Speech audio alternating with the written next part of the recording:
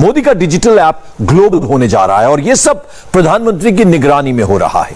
मोदी के दुश्मनों की टाइमलाइन पर सिर्फ और सिर्फ मोदी के खिलाफ माहौल बनाने वाली स्क्रिप्ट दिखती है, मगर मोदी चुपचाप अपना काम कर रहे हैं। अब से कुछ घंटे पहले मोदी ने कुछ ऐसा किया जिसकी चर्चा ज्यादा नहीं हुई। मोदी ने अपने ड्रीम प्रोजेक्ट यानी लाइट हाउस प्रोजेक्ट का ऑन साइट विजिट किया, वो भी ड्रोन की मदद से। प्राइम मिनिस्टर का ड्रीम प्रोजेक्ट क्या है और दिल्ली में बैठकर मोदी ने कैसे देश के अलग अलग शहरों की ग्राउंड रिपोर्ट देखी, जरा इस रिपोर्ट से समझते हैं।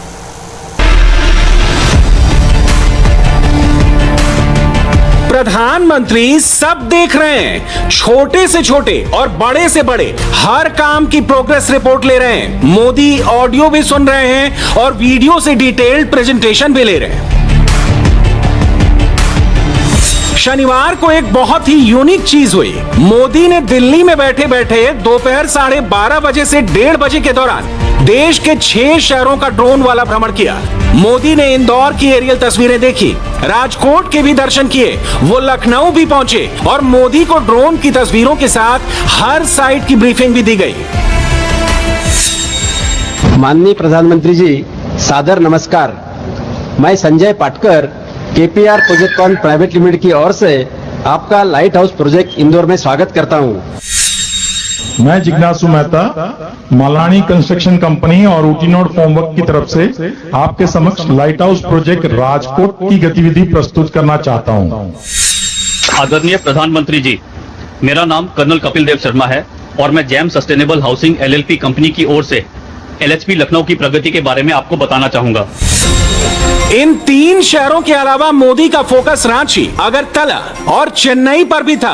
इन तीनों शहरों से भी मोदी को ड्रोन से कैप्चर की गई तस्वीरें दिखाई गईं। जाहिर सी बात है, कोई भी यही सोचेगा कि आखिरकार ऐसा कौन सा प्रोजेक्ट है जिसे लेकर मोदी इतने सीरियस हैं। इस प्रोजेक्ट में ऐसा क्या है कि मोदी खुद एक एक चीज मॉनिटर कर रहे हैं। इस सवाल का जवाब इन लेटर्स में छिपा है। मोदी सबका घर हो अपना, उस सपने को साकार करने के मिशन मोड में लगे हुए हैं। मोदी ने इस सपने की नींव साल 2021 के पहले दिन ही रख दी थी। 1 जनवरी 2021 को मोदी ने देश में लाइट हाउस प्रोजेक्ट को लॉन्च किया था। यह लाइट हाउस प्रोजेक्ट क्या है, कैसा है, इसकी क्यों जरूरत पड़ी, इसकी बात हम आगे करेंगे, मगर उससे पहले यह सुनिए कि मोदी ने ठीक 7 महीने पहले इस प्रोजेक्ट को लेकर क्या कहा था। आज गरीबों के लिए, मध्यम वर्ग के लिए घर बनाने के लिए नई टेक्नोलॉजी देश को मिल रही है। तकनीकी भाषा में आप इसे लाइट हाउस प्रोजेक्ट कहते हैं। मैं मानता हूं ये 6 प्रोजेक्ट वाकई लाइट हाउस प्रकाश स्तंभ की तरह है। ये 6 लाइट हाउस प्रोजेक्ट देश में हाउसिंग कंस्ट्रक्शन को नई दिशा दिखाएंगे। ये लाइट हाउस प्रोजेक्ट अब देश के काम करने के तौर तरीकों का भी एक उत्तम उदाहरण है। हमें इसके पीछे जो बड़े विजन को भी समझना होगा। एक समय में आवास योजनाएं केंद्र सरकारों की प्राथमिकता में उतनी नहीं थी जितनी होनी चाहिए। सरकार घर निर्माण की बारीकियों और क्वालिटी पर नहीं जाती थी, लेकिन हमें पता है बिना काम के विस्तार में ये जो बदलाव किए गए हैं, अगर ये बदलाव न होते कितना कठिन होता। लाइट हाउस प्रोजेक्ट के तहत हर शहर में 1000 घर बनाए जाने हैं और इसे पूरा करने की डेडलाइन 1 साल रखी गई है, यानी जनवरी 2020 तक ये सारे घर बनकर तैयार हो जाने चाहिए। मगर कोरोना काल में इस प्रोजेक्ट को थोड़ा झटका जरूर लगा, थोड़ी देर जरूर हुई। लॉकडाउन के कारण काम पूरी तरह ठप रहा। ऑक्सीजन की कमी के चलते फैक्ट्रियों से बीम कॉलम तैयार नहीं हो पाए, मजदूर भी नदारद थे। मोदी को यह बात पता चली और उन्होंने बिना देरी के कॉन्फ्रेंस कॉल बुला ली। जानते हैं क्यों? क्योंकि मोदी इस टेक्नोलॉजी ड्रिवन प्रोजेक्ट में जरा भी देरी नहीं चाहते। मोदी ने 1 जनवरी को इसकी वजह भी बताई थी, पूरे देश को समझाया था कि पहले घर कैसे बना करते थे, घर बनने में देरी क्यों होती थी और अब यह रिस्क क्यों नहीं उठाया जा सकता। आज देश ने एक अलग अप्रोच चुनी है, एक अलग मार्ग अपनाया है। साथियों, हमारे यहां ऐसी कई चीजें हैं जो प्रक्रिया में बदलाव किए बिना ऐसे ही निरंतर चलती जाती है, चलता है, होए दो। हाउसिंग से जुड़ा मामला भी बिल्कुल ऐसा ही रहा है। हमने इसको बदलने की ठानी।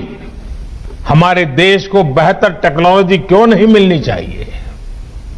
हमारे गरीब को लंबे समय तक ठीक रहने वाले घर क्यों नहीं मिलने चाहिए? हम जो घर बनाते हैं वो तेजी से पूरे क्यों ना हो? सरकार के मंत्रालयों के लिए ये जरूरी है कि वो बड़े और सुस्त स्ट्रक्चर जैसे ना हो, बल्कि स्टार्टअप की तरह चुस्त भी हो और दुरुस्त भी होने चाहिए। मोदी सरकार देश के सभी बेघर परिवारों को 2022 तक पक्का घर देने की दिशा में काम कर रही है। लाइट हाउस प्रोजेक्ट्स इसी का हिस्सा हैं। इस प्रोजेक्ट में खास तकनीक का इस्तेमाल करके सस्ते और टिकाऊ मकान बनाए जा रहे हैं। प्रोजेक्ट का सबसे बड़ा फायदा यह है कि इससे घर बनाने का समय और लागत दोनों कम हो जाती है। और खास बात यह भी है कि जो मकान बनाए जा रहे हैं वो पूरी तरह से भूकंप रोधी हैं।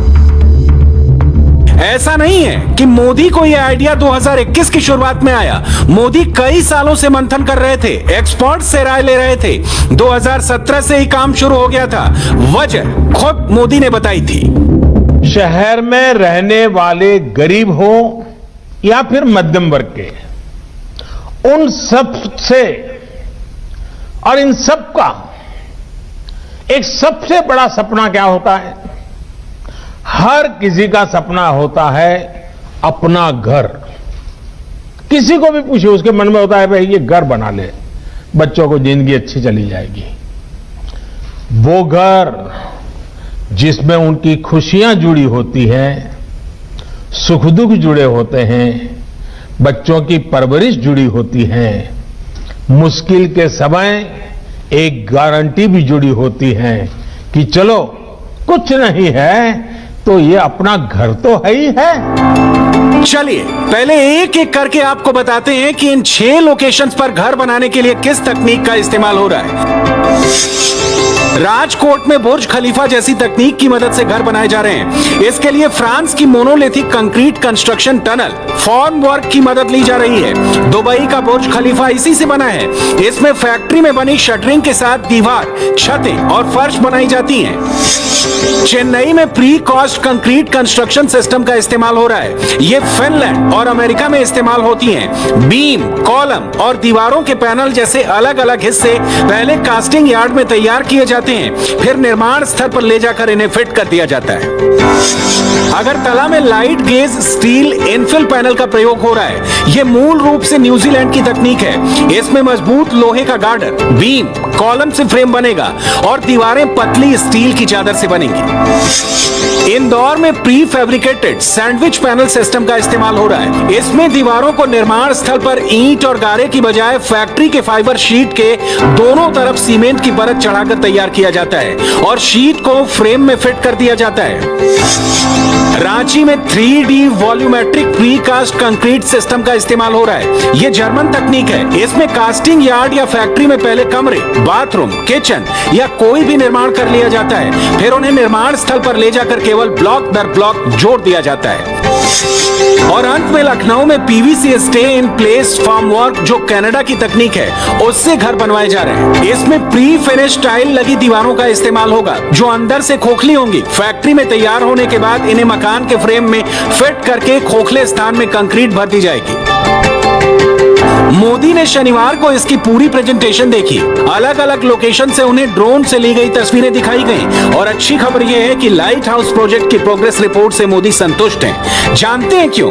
क्योंकि ये प्रोजेक्ट मोदी के दिल के बेहद करीब है। मोदी जानते हैं कि घर के ऊपर छत न होने की तकलीफ क्या होती है। लाइट हाउस प्रोजेक्ट की नींव रखते वक्त भी मोदी ने इसका जिक्र किया था। बीते वर्षों में अपने घर को लेकर लोगों का भरोसा टूटता जा रहा था। जीवन भर की पूंजी लगाकर घर खरीद तो लिया, पैसे तो जमा कर दिए, लेकिन घर कागज पर ही रहता था। घर मिल जाएगा इसका भरोसा नहीं रह गया था। कमाई होने के बावजूद भी अपनी जरूरत भर का घर खरीद पाएंगे, इसका भरोसा भी डगमगा गया था। वजह क्योंकि कीमतें इतनी ज्यादा हो गई थी। एक और भरोसा जो टूट गया था वो ये कि क्या कानून हमारे साथ देगा कि नहीं देगा। अगर बिल्डर के साथ कोई झगड़ा हो गया, मुसीबत आ गई, तो ये भी एक चिंता का विषय था।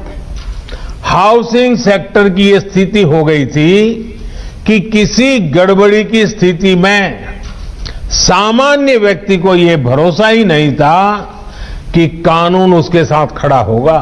आज मुझे संतोष है कि बीते 6 वर्षों में देश में जो कदम उठाए गए हैं उसने एक सामान्य मानवी का, खास करके मेहनतकश मध्यम वर्गीय परिवार का ये भरोसा लौटाया है कि उसका भी अपना घर हो सकता है, अपना मालिकी का घर हो सकता है। ये चाबी लोगों के विकास का, उनकी प्रगति का द्वार भी खोल रही है।